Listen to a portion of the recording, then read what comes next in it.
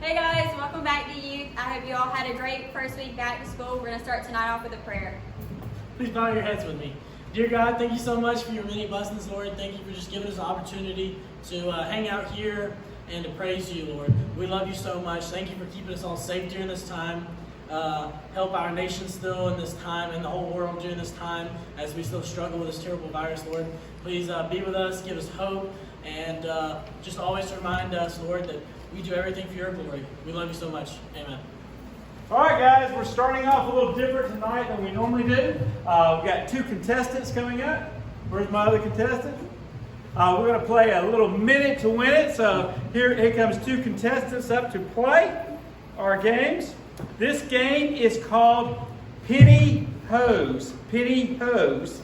Oh, contestant number one. Here she is, Zoe. Woo!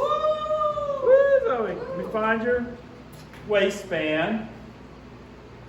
Okay, you can spread it out there and hold it by the waistband. Contestant number two, Julia. Woo! Find your waistband. All right, got them held up. I can see them in the camera. All right, guys, you watch. The object of this is when I say go, you got a minute. You've got to get a penny in the bottom of each of those legs of pantyhose. It's called pantyhose because you need to get the penny. You cannot use one hand to help the other. You got to go down the leg with one hand and down the leg with the other hand. And the first one to get both of their pennies out of the hose and holding them up wins it. Are you ready? Yes? No? Maybe? Are you ready? Yeah. 1, 2, 3, go!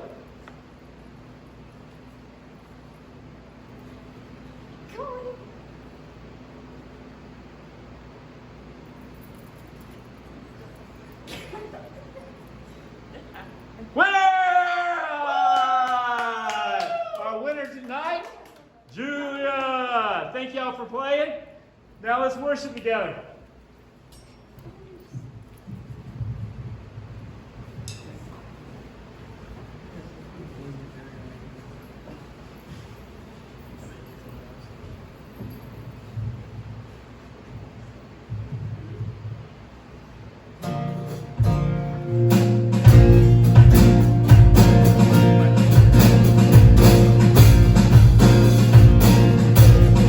Lord, I got it.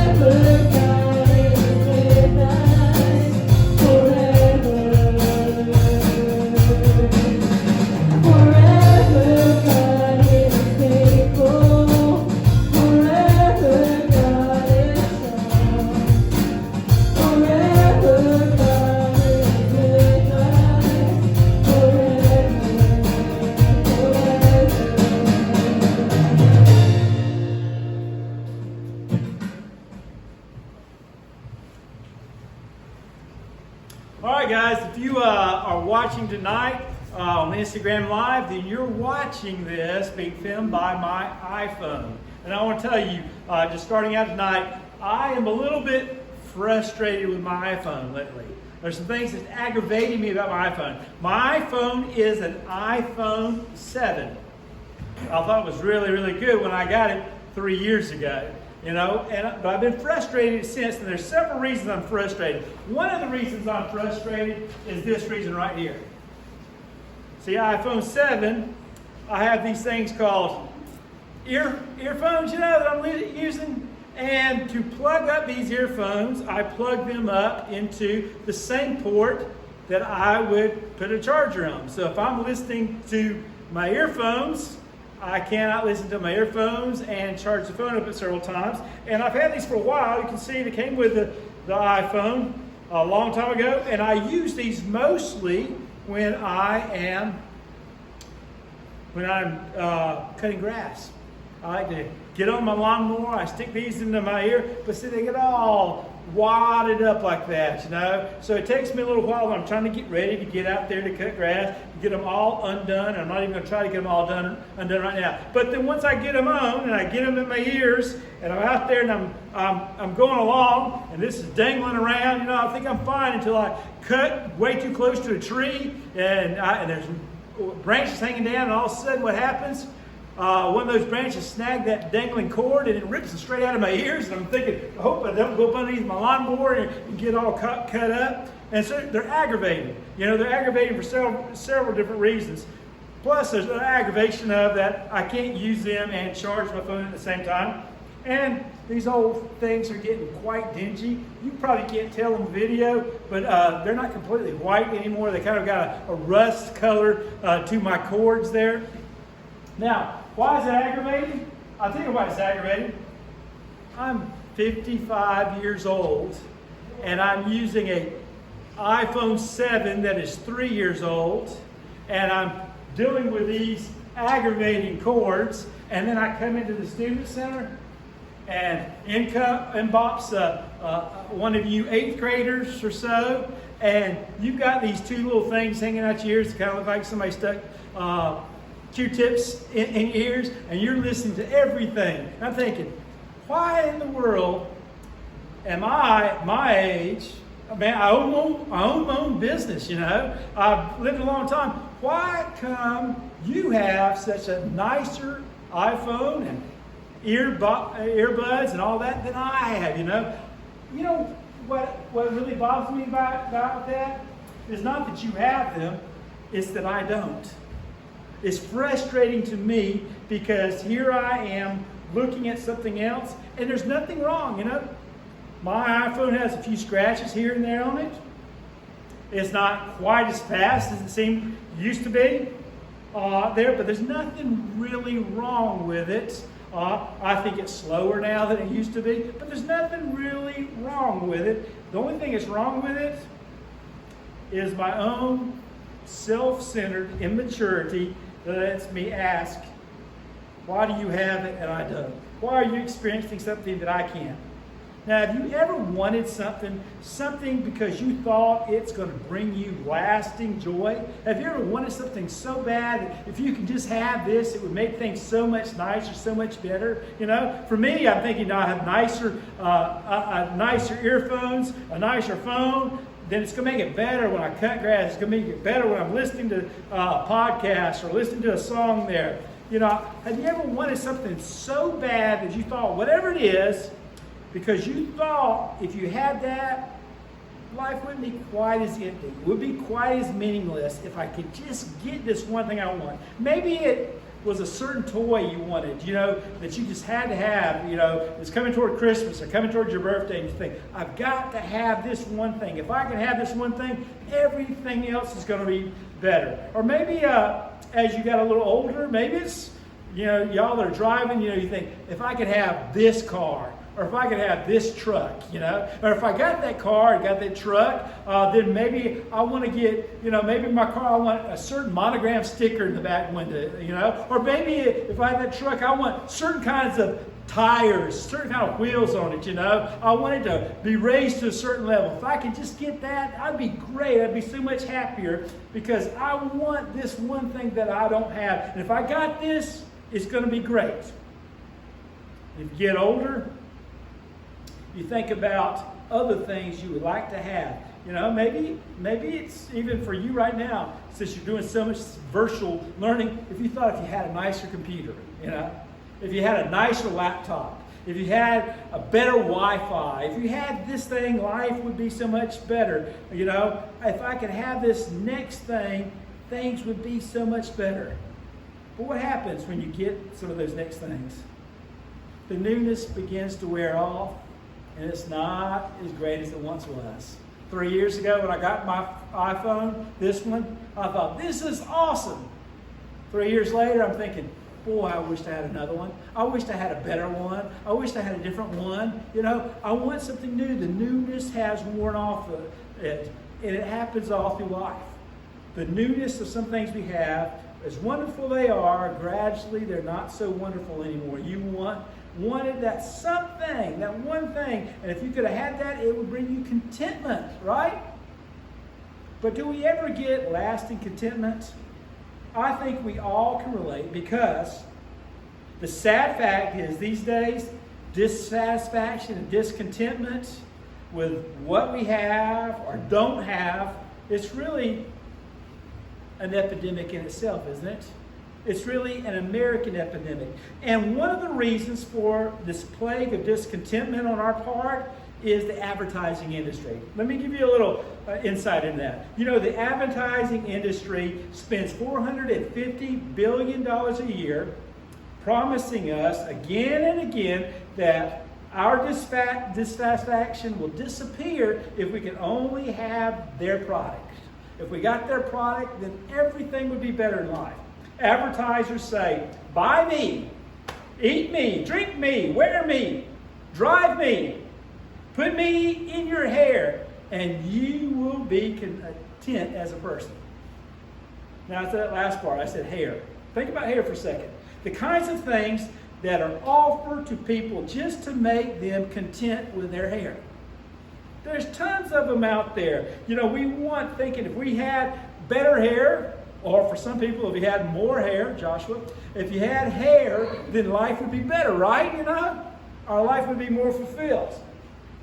You can wash your hair, you can condition your hair, you can mousse it to make it look wet, you can blow dry it to make it look big, you can spray it to keep it in place, you can dye it to change its color, you can straighten it, you can curl it, you can wax it if it grows in places you don't want it to grow.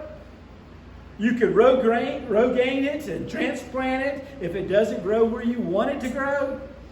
Thanks to all of these ads, millions of us are constantly discontented with our hair. You ever have a bad hair day? We think about it that way because of all these things that could make our hair better. The basic truth I'm really getting at here is, in America, people are healthier, we're cleaner, we're richer, we're smarter than we have ever been in history. We really are. We're at that point. We live longer lives, we eat better foods, we dress warmer, we work less, we play more than at any other time in history of the human race. We even have better hair than ever before. We have smartphones. But the question is this: are we souls at rest? Are we souls at rest? Are we happier? Have we become more content with who we are? Or are we just cleaner, healthier, sadder people?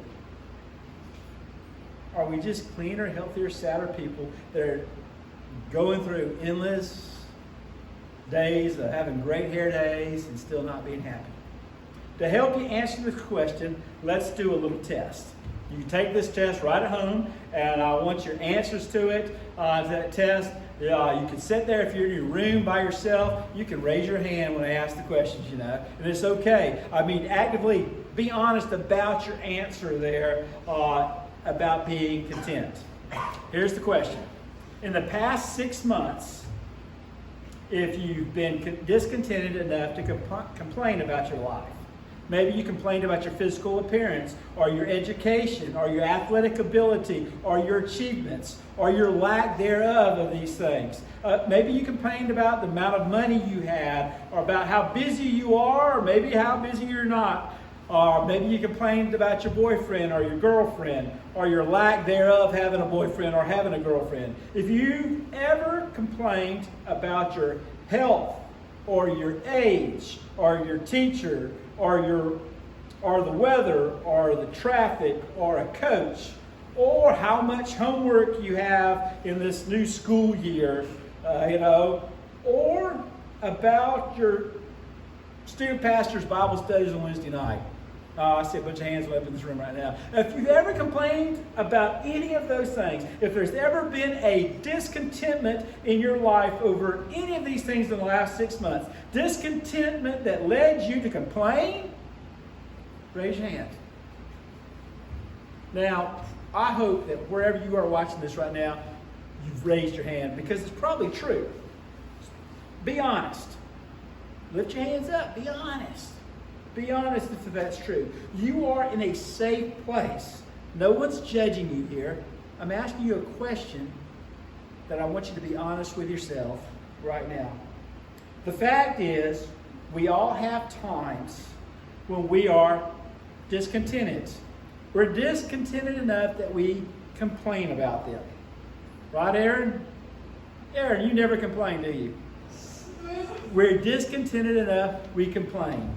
And since we do, since contentment is so elusive, before we go any further, let's try to define this increasingly rare attitude. Basically, contentment is not being driven by wanting more.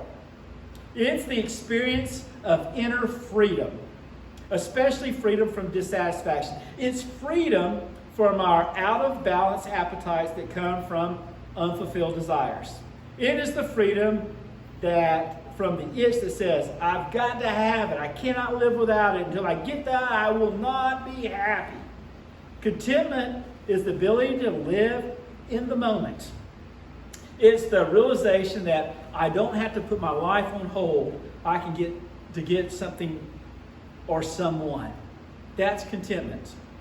It is closely related to simplicity, to a simple, focused life. Now, when I was growing up, a long, long time ago, there was a commercial that was very popular on TV. Maybe you've seen it. If you haven't seen it, you can go YouTube it, and I'm sure you can find it on YouTube. It was for a product called Nestea. Now, on this commercial, there's this guy that's hot, and he's tired. It looks like he's been cutting grass. He's sweaty, and he's standing right beside this beautiful, cool swimming pool, and he takes a glass of Nestea, and he drinks the glass of Nestea that's so cold and on ice there. And he drinks the glass of Nestea, and right after he drinks it, he says this. He goes, "Oh." And then he falls back into that swimming pool and splashes. So when I was growing up, we'd see that commercial, and we'd always, every time we got around the swimming pool, let's take the Nestea plunge, and we'd all try to lay straight back and fall into the pool. But we'd always have to say right before you did what he said on the commercial. Before you took the Nestea plunge. I think contentment is a little bit like this. It's that that inner awe that we have that means my soul's at rest. I'm completely satisfied.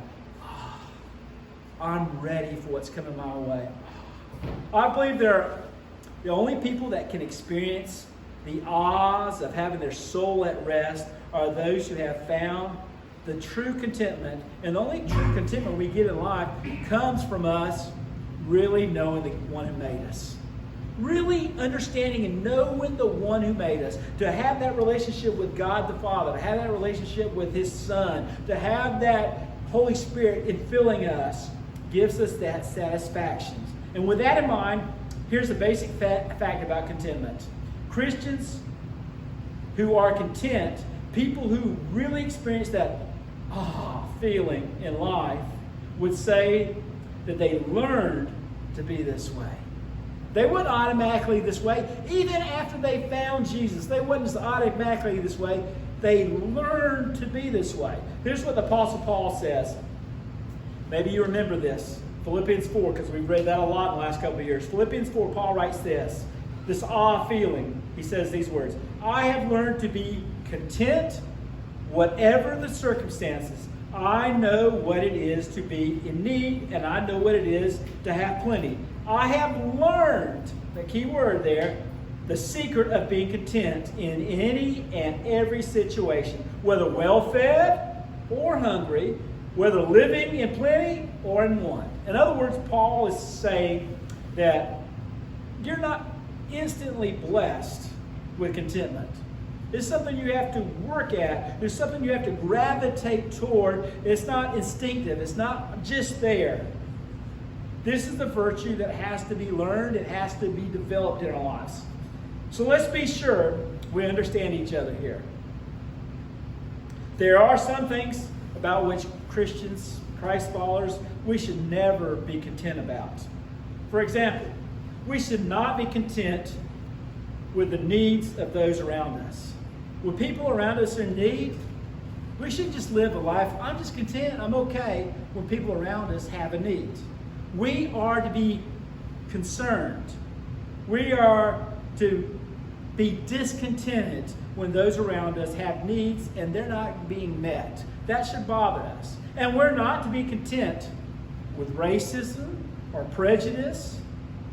As a Christian, as a Christ followers, we are to work to end those kind of things happening in our society, happening in our communities, happening in our country, happening in the world we live in. It's our job. We're not to be content with those things. We're not to be content when we see people die and they live their whole life and they never get the chance really to know a relationship with God. That should bother us. We shouldn't be content with that. We should want to look for those opportunities when God gives us. And guess what? God gives you opportunities all the time to let other people know about how great having a relationship with Him can be. We are not to be content with our own imperfections. Those sins in our lives that keep us continually drawing away from God, we're not to be content with those kind of things in our life. There ought to always be this kind of tension of discontentment if we're not connected to God. We should desire to be something more, to be what God really made us to be, and that could be connected with Him. The fact is, if we let Christ in us, we will always be discontented with those kind of things I've talked about. But contentment with our situation in life as individuals, that is something else totally. That's an attitude we should embrace. And so tonight, I want us to listen to the 62nd Psalm, Psalm 62. There's 12 verses. If you've got a Bible at home, you can look at it. But I want you to look at it because we're going to be talking about that for the next couple of weeks. And I want you to hear about these words from the 62nd Psalm where David talks about having your soul at rest, to be content. And I want us to review for these next several weeks what it takes for us to be Christians, for us to know what it is. So y'all listen to these words as Celeste reads them.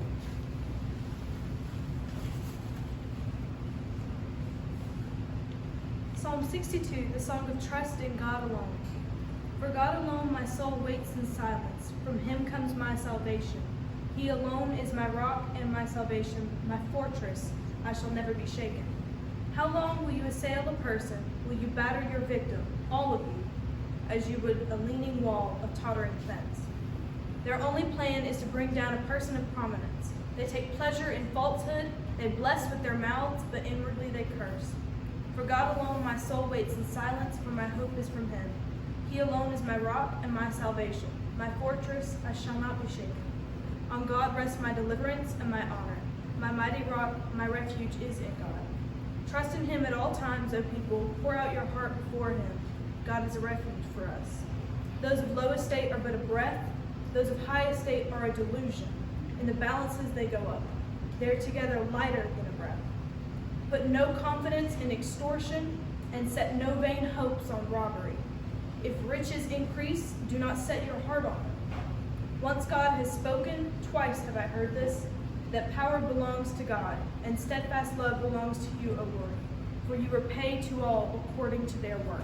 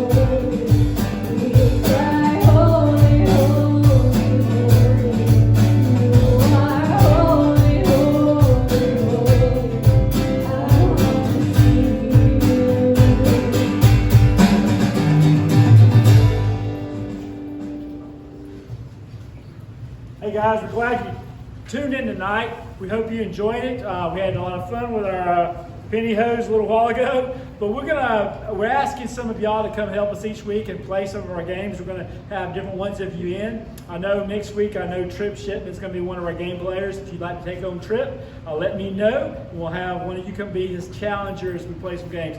I hope you keep checking in. I look forward to spending this time together. Hey guys, we're looking for some people to play some games next week, so let's go know if you want to help out. And church is back on Sundays in the sanctuary. Masks are encouraged. We will see you next week. Bye guys, and be safe.